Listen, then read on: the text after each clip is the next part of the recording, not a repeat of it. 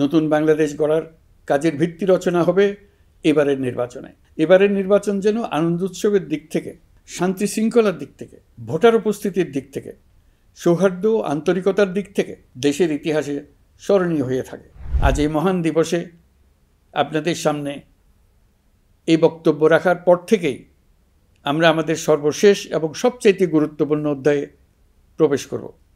আমরা এবার একটা নির্বাচিত সরকারের কাছে দায়িত্ব হস্তান্তরের প্রক্রিয়া শুরু করব।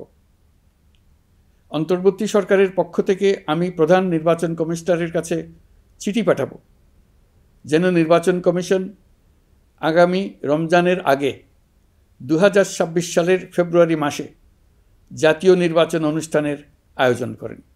আপনারা সকলেই দোয়া করবেন যেন সুন্দরভাবে নির্বাচন অনুষ্ঠান করে এদেশের সকল নাগরিক একটি নতুন বাংলাদেশ গড়ার কাজে সফলভাবে এগিয়ে যেতে পারে। আমরা সরকারের পক্ষ থেকে এই নির্বাচন যাতে সুষ্ঠু, শান্তিপূর্ণ এবং উৎসবমুখরভাবে সম্পন্ন করা যায় সেজন্য সকল প্রকার সাহায্য সহযোগিতা প্রদান করব। এবারের নির্বাচন যেন আনন্দ উৎসবের দিক থেকে, শান্তি শৃঙ্খলার দিক থেকে, ভোটার উপস্থিতির দিক থেকে, সৌহার্দ্য ও আন্তরিকতার দিক থেকে দেশের ইতিহাসে স্মরণীয় হয়ে থাকে। সেই জন্য সকল আয়োজন সম্পন্ন করতে আগামীকাল থেকে আমরা সকলেই মানসিক প্রস্তুতি ও প্রাতিষ্ঠানিক আয়োজন শুরু করব। নির্বাচনে ভোটারদের সম্পর্কে দুই একটা কথা বলতে চাই। এবার আমরা প্রবাসী ভোটারদের ভোট দেওয়ার আয়োজন নিশ্চিত করতে চাই।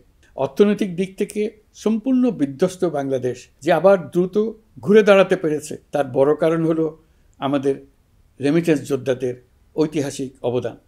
নির্বাচনে তাদের অংশগ্রহণ নিশ্চিত করার জন্য নির্বাচন কমিশন প্রস্তুতি নিচ্ছে।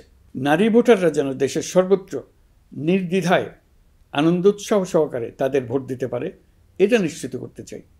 এবার যেন কেন্দ্রে কেন্দ্রে নারী ভোটারদের ঢল নামে আমরা সেই লক্ষ্যে সমস্ত ব্যবস্থা গ্রহণ করব। দেশের মানুষের ভোটাধিকার কেড়ে নেবার কারণে গত 15 বছর ধরে নাগরিকবৃন্দ ভোট দিতে পারেনি। এবারের নির্বাচনে আমরা আমাদের বকেয়া আনন্দসহ মহা আনন্দে ভোট দিতে চাই। এবারের নির্বাচনে জীবনে প্রথমবার ভোট দিতে যাবে এরকম ভোটাররা নানা উৎসবের মধ্য দিয়ে ভোট কেন্দ্রে যাবে, তাদের এই দিনটি স্মরণীয় করে রাখার জন্য। এর মধ্যে নতুন নারী ভোটার থাকবে, নতুন পুরুষ ভোটার থাকবে। এর মধ্যে এমন ভোটার থাকবে যারা 15 বছর আগে থেকেই ভোট দিতে পারত কিন্তু জীবনে একবারও ভোট দিতে পারেনি। এর মধ্যে আসবে যারা 10 বছর আগে, 5 বছর আগে ভোট দিতে পারত কিন্তু পারেনি।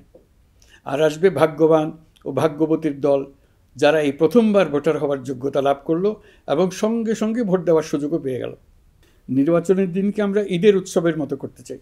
এবারের ভোটের আনন্দ থাকবে সবার মধ্যে। আপনারা সবাই বাচ্চা কাচ্চাদের নিয়ে ভোট কেন্দ্রে যাবেন। নাগরিক অধিকার প্রয়োগের মহা আনন্দ পরবর্তী বংশধরদের কাছে তুলে ধরার জন্য এখন থেকে প্রতিদিন আলাপ আলোচনা করুন।